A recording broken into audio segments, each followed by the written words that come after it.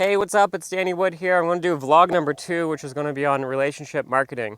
And a lot of real estate agents, they feel awkward when they're calling their database, and I can totally relate. I'll tell you why.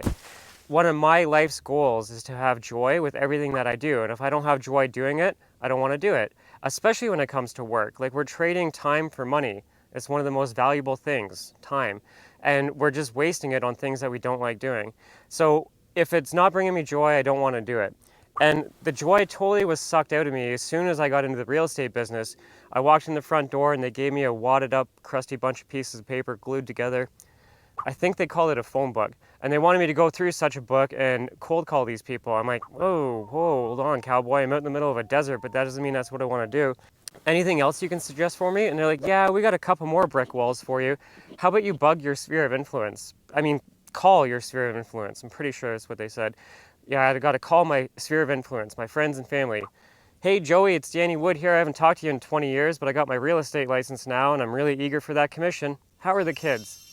It didn't sit well with me. I didn't want to do that. So I'm like, okay, what else you got? And they're like, well, how about you prospect complete strangers, like for sale by owners and inspireds? And I'm like, oh my gosh, this is not why I got into business. I don't feel good. I don't want to show up and do this sort of thing.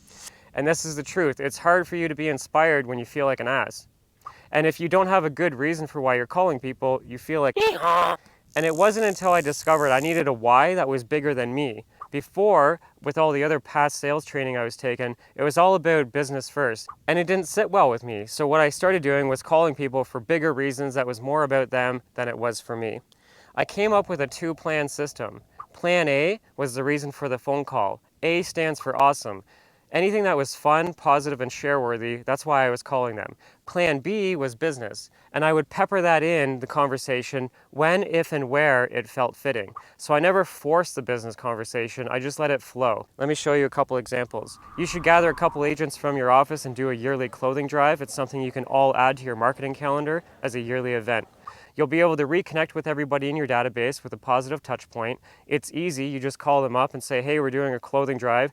I'll swing by and pick it up. Would you participate? Just put it in a bag.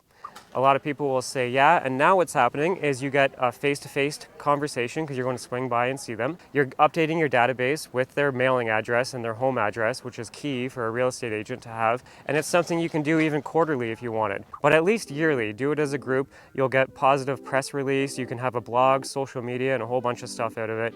Above and beyond just you connecting with people on a positive level. Now, we've all gone through these calling programs and coaching programs where they have us burn through our database for the first time and it's a blitz and you're like taking selfies of you doing, and that's great. However, if you ask most agents 3 months later if they're still doing it, they aren't. Most aren't. And the reason for that is because the second, third, and fourth phone call, you run out of ideas. Now, remember I said everything I do is all about joy and it's inside me? Well, on a quarterly basis, I would set something in the future that was fun and totally random and experiential, like a Segway tour or a fishing trip or poker, wine, beer tasting. Like, it doesn't matter. It was always experiential and fun. And that gave me another reason to connect with people. And it was always different. One time it might be a self-defense class. Another time it could be a CPR course. Or maybe it's a make and take where it's a seasonal thing and we all show up, make stuff, and then take it home based on that holiday. Be creative, but have something on your horizon at all time, because that's what makes it easier to pick up the phone and enroll people. Now, as a self-employed professional, you obviously know other self-employed professionals, and a lot of people in your database are going to be self-employed as well. So why don't you do a share and tell where everybody shows up at a restaurant or something, and they go a round table and talk about who they are and what they sell, like their product and service, and then they tell one example of how they generate business. That's going to create cross-pollination between other people in the room. So not only are you going to be the key player, the person in the center that organized the whole thing, but everybody else is going to get value from it, and maybe you can do it on like a quarterly basis, maybe even monthly if it gets big. Now, the whole time I'm calling people about my plan A, in the back of my mind, I'm thinking of plan B. When it's fitting, I'm going to slide in the business conversation depending on who the people are, and more importantly, depending how the conversation is currently going. If it's uplifting and I feel like they have time to talk a little bit longer, I'm going to go into plan B.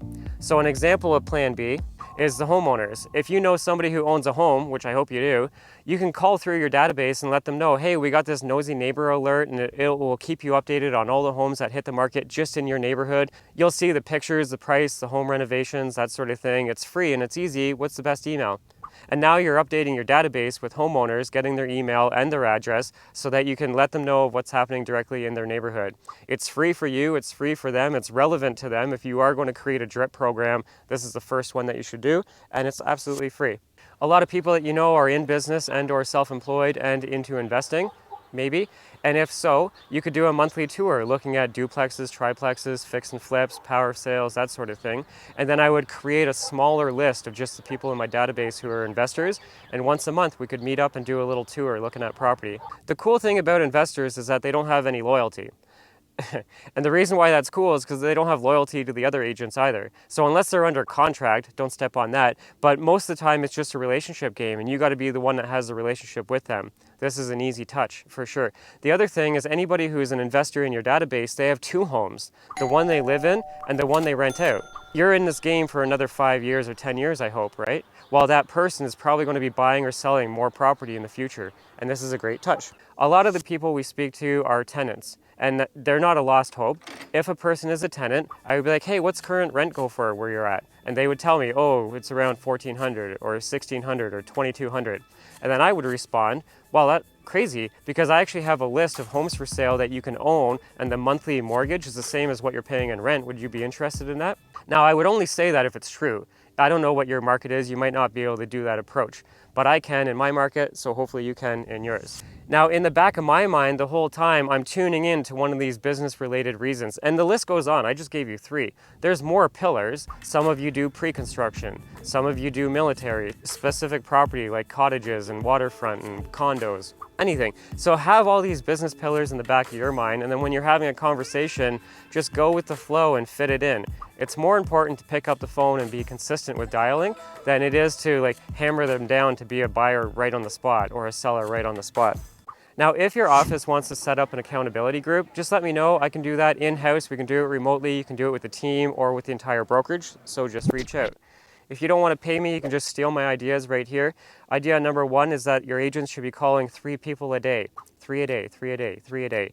It's slow and steady. I'd rather a person call their database for the next 3 months than burn through their database in 1 month and then just never touch it again. See, you can't win a marathon if you don't know how to tie up your shoes. So 3 a day, you don't have to readjust your time blocking. It's easy. Just call 3 people and then move on. Idea number 2 is anybody that you're touching, you should be adding to your database with updated notes. So as much information as you can, their phone number, their email, their address, what you talked about. Now, of all the ideas, this next one is the most important. If anybody is important enough to be in your database, they're important enough to have a next call date. If you put somebody in your database and there isn't a next call date assigned, what's going to happen is 3 months goes by, 6 months, a year, 2 years, 3 years, and now you're like, oh, my database sucks, it doesn't work. Well, it wasn't that, it's you weren't working it. So I like doing the manual approach where I'll manually add a next call date to a person, because if you try and automate this, your whole database gets out of whack. You'll know with your gut instinct, should I call this person in the year, should I call them in 6 months or next week? So you set the next call date, and that's the most important tip that I have of the day. So everything we've covered so far gives you 3 or 4 touches that's face-to-face that you can build and grow your database with people who know, like, and trust you, and it's not annoying. It's something you can do consistently, and I hope that you do. Anybody who is a coaching member of mine is going to get a copy of all the downloads and the templates. I have agent versions. If you want access as your office, your whole office can have access, and your team as well. But anybody who's a coaching member currently, they're going to get the full download of the game plan of what we just covered step by step. I'm even going to give you a tracking sheet so that you can make a game of it and have fun and bring joy back to your business. A lot of people, they don't have a database. I'm like, how many people you got? 60. What? 60? You're over the age of 18, you know more than 60 people. So what I'm going to do is I'm going to take you through a program that goes through your phone to find all the contacts, goes through your email to find the contacts, through your database, through your social media, and there's memory triggers where you have to fill in the blank. It takes about an hour for you to do this, but at the end of it, you're going to have a fresh, updated call list that you can work towards your relationship marketing. On top of all of this, I'm going to give you my real estate scripts if you want to get more business heavy where you are calling for sale by owners and that sort of thing. So I'm going to throw it in as a bonus. Hopefully you watch this whole thing. The sun is literally about to go down over this hill. And I don't know if you know anything about the desert or not, but when the sun goes down, it gets cold. And I literally trekked way the hell out here. I'm in the middle of nowhere. Off in the distance is a tailgate party. It's a full moon tonight, and they're going to howl at the moon. So hopefully I make it.